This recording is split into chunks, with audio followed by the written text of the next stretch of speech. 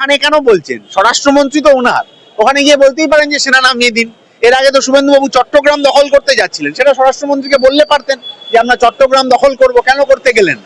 এগুলো কথা বলে খালি ভোটের আগে বাজার গরম করার চেষ্টা করে। ভারতে দাঁড়িয়ে আজকে যারা এত হিন্দু হিন্দু করে মানে জীবন নিজের নষ্ট করে ফেলছে, লোকের নষ্ট করে ফেলছে, এই ঘটনায় তাদের কোনো বক্তব্য নেই কেন? তারা এই মিছিলটা করছে না কেন? শুভেন্দু বাবু বাংলাদেশের সংখ্যালঘুদের পাশে আছেন, কিন্তু ভারতবর্ষের সংখ্যালঘুদের পাশে নেই। তিনি নিজেকে মানে সবচেয়ে বড় মানে বিশাল বিজ্ঞ হিন্দু বলে দাবি করে আমাদের বিশ্বগুরু, আমাদের প্রধানমন্ত্রী। তিনি তো, তাকে তো রাস্তায় দেখলাম না, তার তো কোনো প্রেস বাইট এখনো আমাদের চোখের সামনে এলো না। কন্টিনিউয়াস যদি এই মন্দির মসজিদ রিলিজিয়ান ধর্ম নিয়ে রাজনীতি যদি চলতে থাকে, এই ঘটনা বাড়বে বই কমবে না। আমাদের দেশেও যে বাংলাদেশের মতন টার্ন নেবে না যতদিন এই মোদী সরকার মাথার উপরে বসে এখানে নৃত্য করছে, খুব সন্দেহ আছে। শুভেন্দু অধিকারী কি পহেলগাঁওয়ের ঘটনার পর নদিয়ার যে ভারতীয় সেনা জওয়ান মারা গেলেন ঝন্টু আলী শেখ, তার বাড়িতে গেছিলেন? সে তরফ থেকে ওনাদের যিনি দলের প্রধান, যিনি ওখানে দাঁড়িয়ে বিশ্বগুরু, ওই গুরু কোনো এখনো বার্তা দিয়েছেন? আমাদের চোখে তো এখনো আসেনি। শুভেন্দু অধিকারী একা কি করে দেবে? মিডিয়া এই প্রশ্নটা তাকে তো করলো না যে ঝন্টু আলী শেখের বাড়িতে কেন শুভেন্দু অধিকারী যাননি। আর আজকে বামপন্থীরা মিছিল করছে বলে বলছেন শুভেন্দু অধিকারী এসছে। শুভেন্দু অধিকারী তো পশ্চিমবাংলার কত ঘটনায় যেতে পারেন না। তামান্নার বাড়িতে গেছিলেন শুভেন্দু অধিকারী? যাননি। আনিসের বাড়িতে গেছিলেন, মইদুলের বাড়িতে গেছিলেন, সুদীপ্তর বাড়িতে গেছিলেন। শুভেন্দু বাবু কোথায় কোথায় যাবেন যাবেন না সেই দিয়ে বামপন্থীদের রাজনীতি ঠিক হবে না।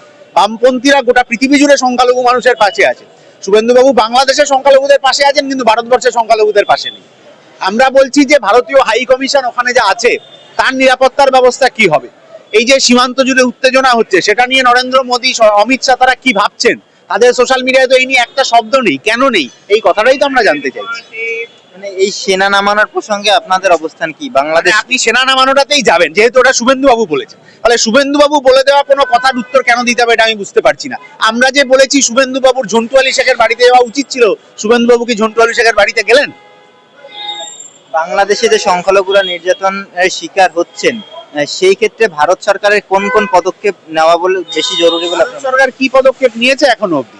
ওইখানে ভারতীয় হাই কমিশনের দিকে সে ঝামেলা ঝঞ্ঝাট হচ্ছিল, সেখানে কি পদক্ষেপ নেওয়া হয়েছে সেটা আমরা জানতে চাই। তো ওইখানে যদি কোনো ভারতীয়রা এখনো থাকেন, তাদের জন্য কি পদক্ষেপ নেওয়া হয়েছে সেটা আমরা জানতে চাই। দুর্ভাগ্যবশত ভারত সরকার এখন অবধি কি পদক্ষেপ নেওয়া হয়েছে সেগুলো কিছু বলতে পারে। আমরা তো চাইছি যে কড়া ব্যবস্থা নিক ভারত প্রশাসন, কিন্তু কেন নিচ্ছেন না? এই যে অনেকে বাণিজ্য বন্ধ টন্ধর কথা বলছেন, বাণিজ্য বন্ধ হলে আদানি যে বিদ্যুৎ সরবরাহ করেন ভারতবর্ষে, ওইটা বন্ধ হয়ে যাবে, তখন আদানি আবার মোদীকে বকে দেবেন, সেই ভয়ে ওরা কিছু বলতে পারছে না।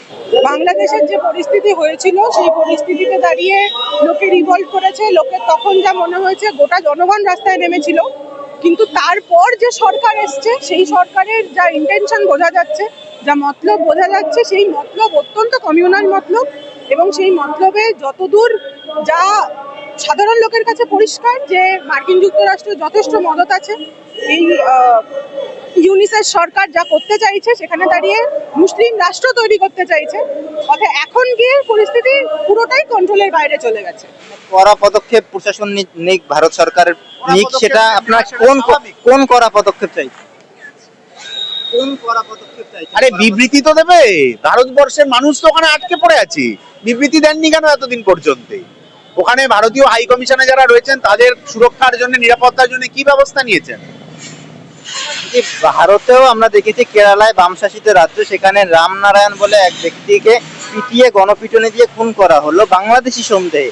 এই আবহে সেই বিষয়টা নিয়ে কি বলবেন? একদিকে জানেন তো অপরাধীরা ধরা পড়েছে, জানেন?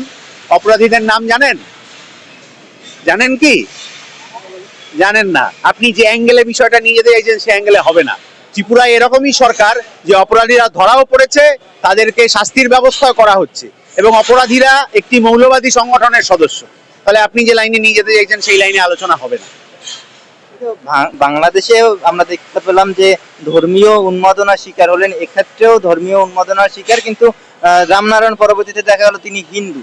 এই যে দুই দেশেই ধর্মীয় উন্মাদনা বেড়ে গেছে, সেখান থেকে বেরোনোর উপায় কি বলে আপনার? সরকারকে ব্যবস্থা নিতে হয়। তো সাম্প্রদায়িক সম্প্রীতি রক্ষার জন্য সরকারকে ব্যবস্থা নিতে হয়, এমনি এমনি সম্প্রীতি গড়ে ওঠে না।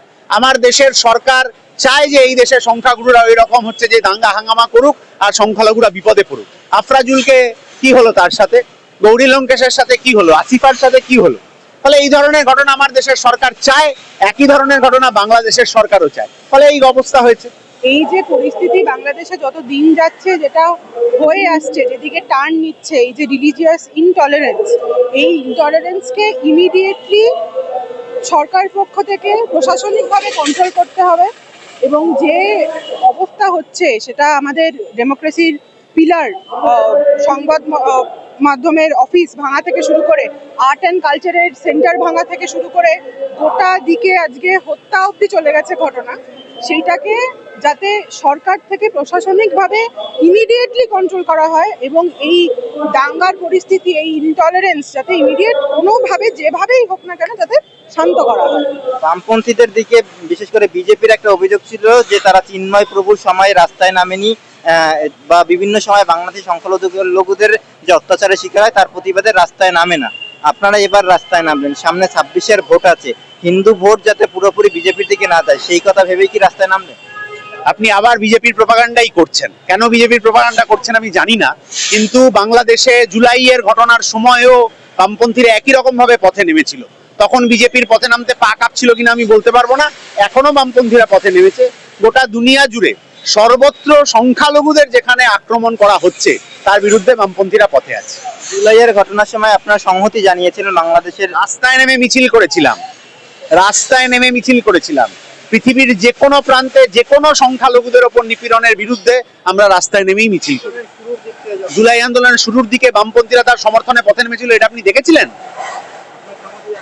সংহতি জানিয়েছিলেন, আপনি দেখেছিলেন? তাহলে শেখ হাসিনাকে তাড়ানো বাংলাদেশের জনগণের ভুল হয়েছিল? শেখ হাসিনাকে জনগণ তাড়িয়েছিল না ষড়যন্ত্র হয়েছিল আপনি বলতে পারবেন কি? তদন্ত এখনো হয়নি, কিন্তু আপনারা কি সত্য এখনো প্রকাশ পায়নি। সত্য এখনো প্রকাশ পায়নি, আমাদের বলা গুরুত্বপূর্ণ না।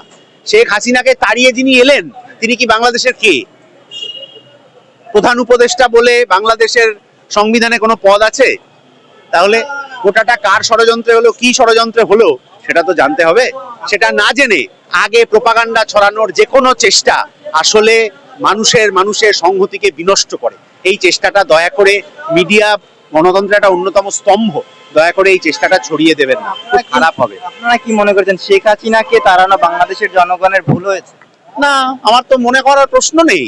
আমার প্রশ্নটা হচ্ছে যে কোনো একটা ঘটনা যখন ঘটে তার অভিজ্ঞতায় অনেক কিছু হয়, কিন্তু তারপরে যারা ওখানে ক্ষমতায় এলেন তারা কি বাংলাদেশে শান্তি ফেরানোর চেষ্টা করলেন? করলেন না। কেন করলেন না? কারণ তারা চেয়েছিলেন এই উস্কানিটা বাড়ুক। কেন বাড়ুক সেই প্রশ্নটাই তো আমরা জানতে